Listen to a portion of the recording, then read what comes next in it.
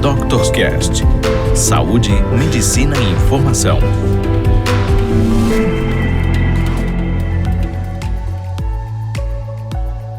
Olá, sejam bem-vindos mais uma vez a mais um episódio de DoctorsCast.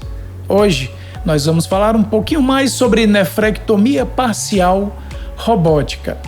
Nós já conversamos em outros episódios sobre o câncer de rim e o que deve ser feito nas situações em que o câncer no rim se apresenta.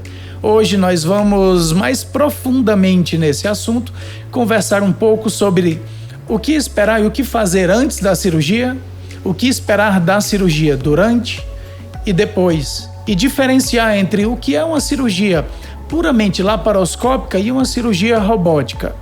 Nós vamos mostrar aqui também algumas fotos e alguns vídeos de como a cirurgia robótica ela se apresenta, como ela é realizada, o que o robô faz, é ele que me opera, é o cirurgião que opera, quem que está na sala, quem participa do procedimento cirúrgico e muitas outras dúvidas que muitos pacientes têm, principalmente antes de se submeter a uma cirurgia robótica.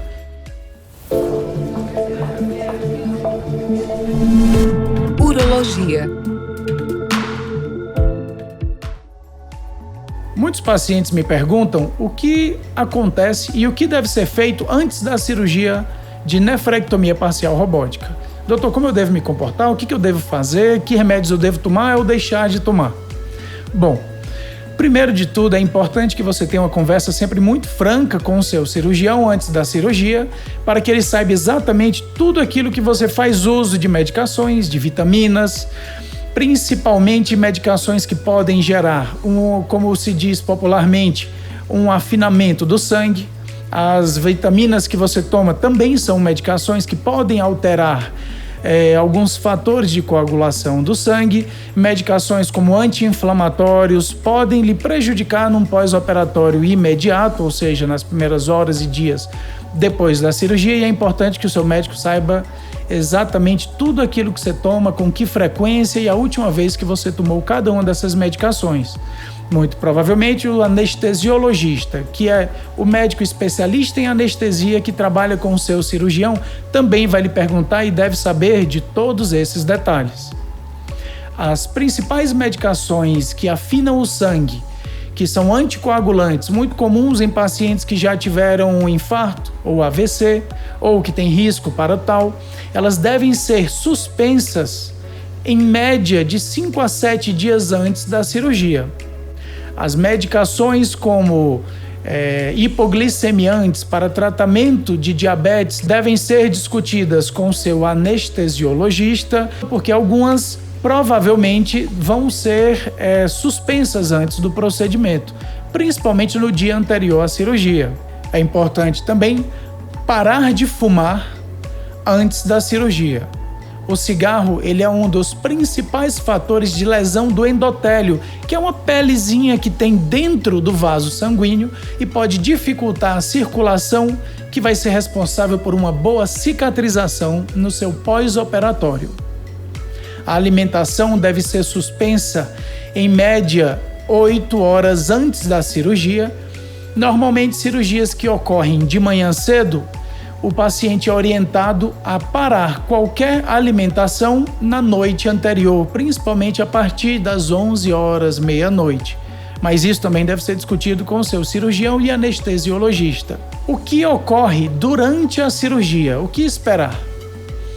No dia da sua cirurgia, no momento em que você interna, o cirurgião e o anestesiologista passam no quarto do paciente para ver se está tudo bem, se ele teve algum sintoma nos dias anteriores, alguma febre, tosse, principalmente inflamações nas vias aéreas que podem levar a dificuldade na anestesia. Saber se você comeu alguma coisa, se você tomou as medicações, que geralmente as medicações de pressão devem ser tomadas no dia da cirurgia com apenas um pouco de água, o suficiente para engolir os comprimidos, e isso vai manter sua pressão sob controle ao longo do procedimento.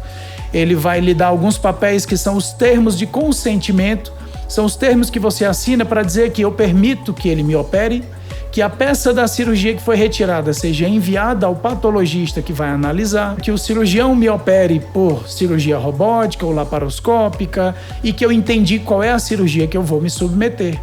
Cirurgias de rim, normalmente, como nós temos 2 rins, o paciente vai ser marcado com uma caneta de um lado ou do outro, vai ser perguntado qual é o lado que ele lembra que é a cirurgia, vai ser confirmado pelos exames e no momento em que ele entrar na sala novamente pela equipe, para que não haja erro nem confusão.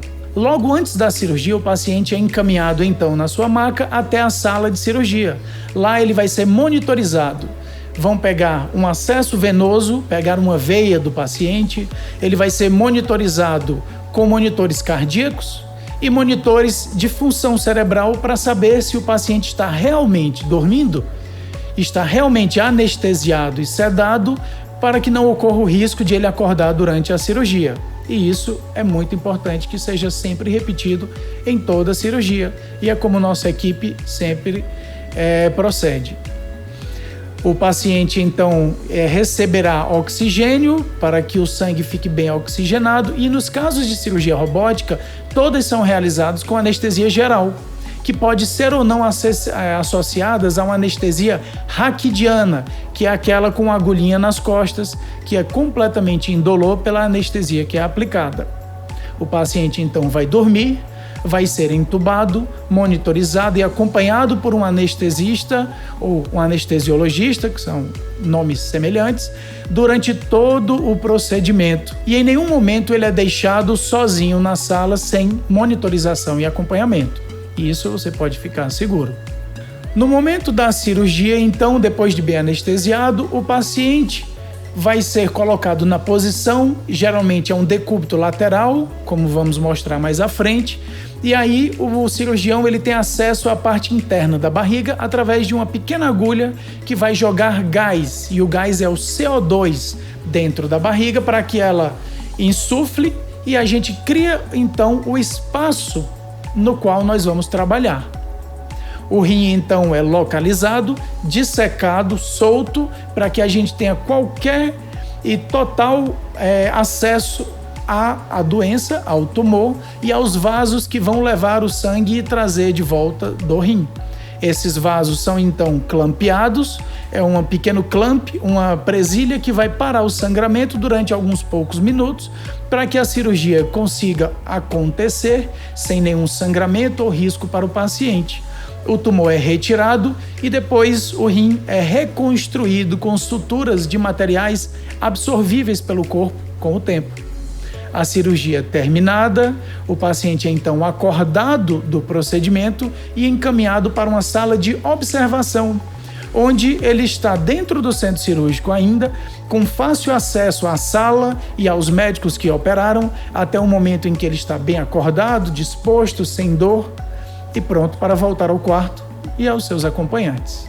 Logo depois da cirurgia, quando o paciente está bem acordado, a depender do procedimento e de como ele transcorreu, o paciente vai poder então voltar a se alimentar. Normalmente é uma alimentação mais leve para que ele não tenha náuseas e não corra o risco de vomitar. Naquele dia, até a noite, o ideal é que o paciente fique mais em repouso. Na manhã seguinte, o paciente é orientado a caminhar. As medicações de dor são mantidas apenas se necessário, caso ele sinta alguma coisa. E se ele já estiver caminhando bem, comendo bem e sem nenhuma dor que precise de medicações na veia, é o momento em que ele é liberado para casa. Para mais dúvidas, não deixe de assistir o nosso próximo vídeo. Nós vamos mostrar para vocês como é dentro da sala cirúrgica, o que acontece, o que é o robô, qual é a cara dele.